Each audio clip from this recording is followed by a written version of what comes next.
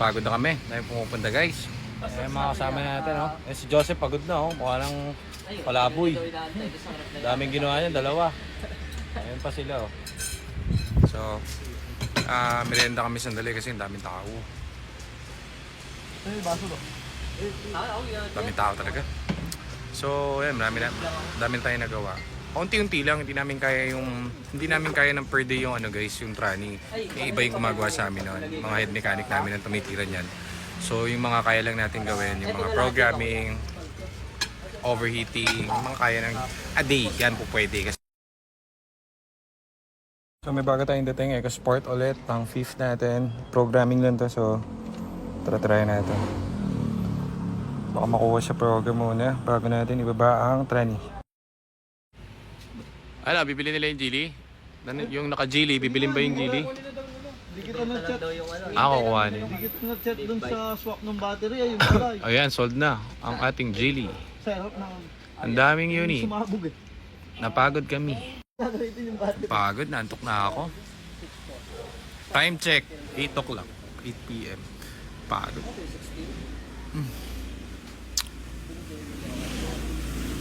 So, bukas ulit.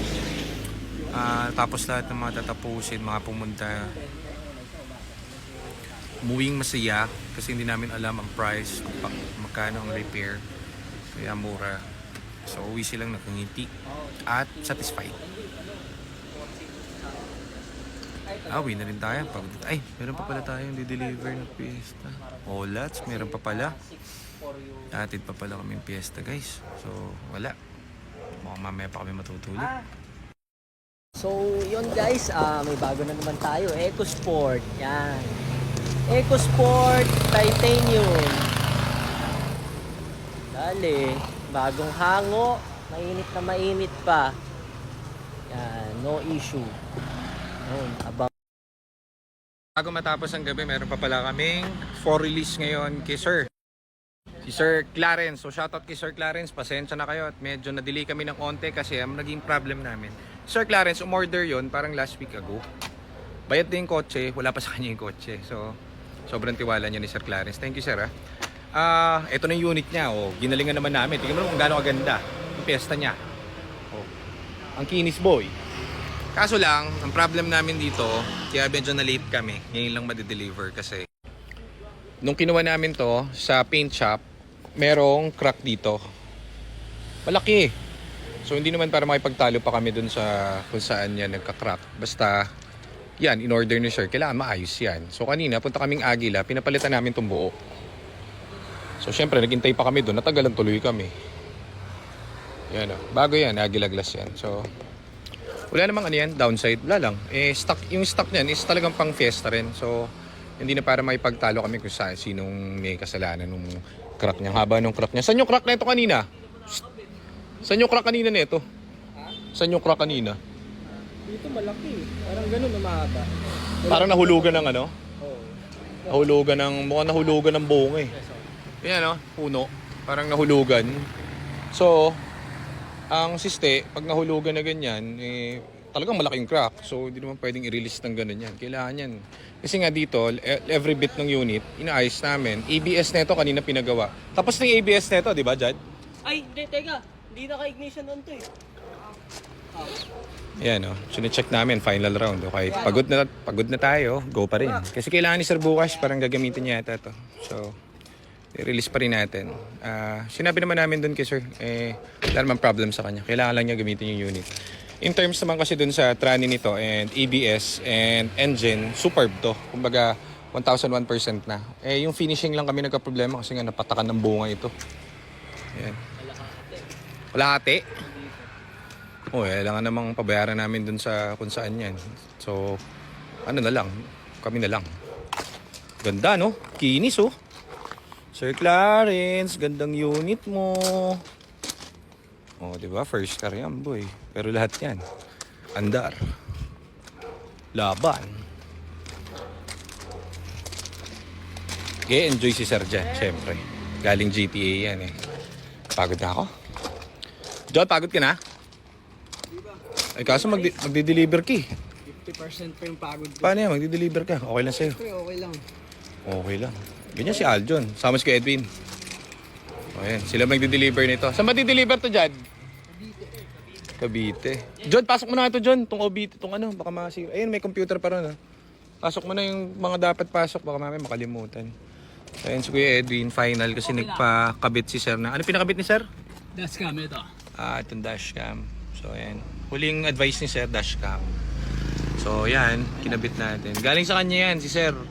Malupit yun. Wala pa siyang kotse, bumili siyang dashcam. So, dito niya talaga trip. Bumili. Pa-check natin muna yung final touch, yung ilaw. Lahat kompleto ba? Tapos, ito yung bagong dating nating EcoSport pala, oh. Ito yung pinuntahan namin ni Nico nung ano. Okay na yung papers ito? Kompleto na. Kompleto na. Saan to? Oh, meron naman tayong orange, oh. May orange pa tayo rito. May orange pa tayo rito. Titanium. Meron pa pala kami sa bahay niyan. So, dami na naman nating EcoSport. May umaawit dun sa puti natin eh. Si Sir Hill. Eto. Oo eh. For transmission pole daw tong puting to. So, waiting tayo. Kaso okay daw yun. Kalimutan ko nga tawagan si Sir Hill. Nag-message yun sa personal account ko. Siya daw take up netong trend. Either yung trend. Oh.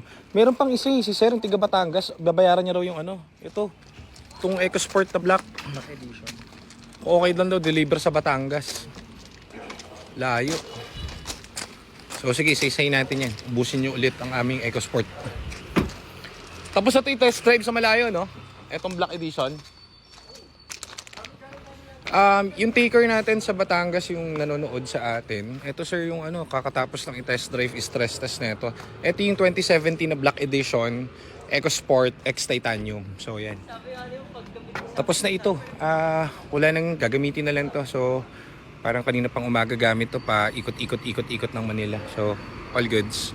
So, may message ko kay sir. Sobrang busy lang sa shop. So, antay-antay lang kayo. Release lang natin to. Tapos uwi na tayo. Pagoda na tayo. So yan po. Salamat dun sa mga pumunta kanina. Thank you. Thank you po sa inyo lahat. At hope okay kayo lahat. At goods yung mga pinagkakabit-kabit natin dyan. At ang tawag dito. God bless and stay healthy. Stay young and God loves you. At syempre, tignan mo naman yung Geely. Mukasold na, no?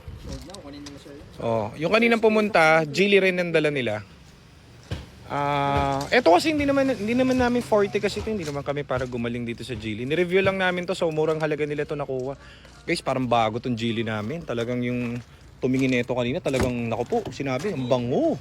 Naka-Geely rin sila, ha? M-Grand yung gamit nila. So, yun nga, kagaya na sabi ko sa review, ang makaka-appreciate nito is mga Geely user there. Geely user din at enthusiast. So, ayan, oh. Pogi. Bango. May kapayapaan. Ang bango-bango. Amoy ano, Toys R Us sa SM Mega Mall. Bango. Ganda. Ayan, oh. Sir, final touch, oh. Sir Clarence, kaya na. Aalis na sila, sir. I-deliver na sa inyo. Susundo raw sa misis to si sir, eh. Kaya kailangan daw ngayon. O di, teka lang, washing muna natin konti. John, wawashing mo pa? Aba, syempre. O, kita mo sir ha, alas 9 pero goods pa rin kami. Wala, nahulugan ng ano eh. Walang yung mga puno namin. Nahulugan ng ano, bunga. Pero okay lang yun, windshield lang naman. Importante, goods yung unit. Yan o. So, tara, tapusin na natin para mapagpahinga na tayo. Pagoda na kami. Okay na. Yan, so ito na lang. Park light na lang. Pati park light, tinitira. Last minute si sir, pinapatanggal yung seat cover. Baka surprise si misis niya. So, maganda niya pag surprise mo. Isama mo si Aljon sa likod, sir, para surprise. Kayang-kaya ni Aljon yung Cavite. Kaya mo Cavite, John, no? John, kaya Cavite?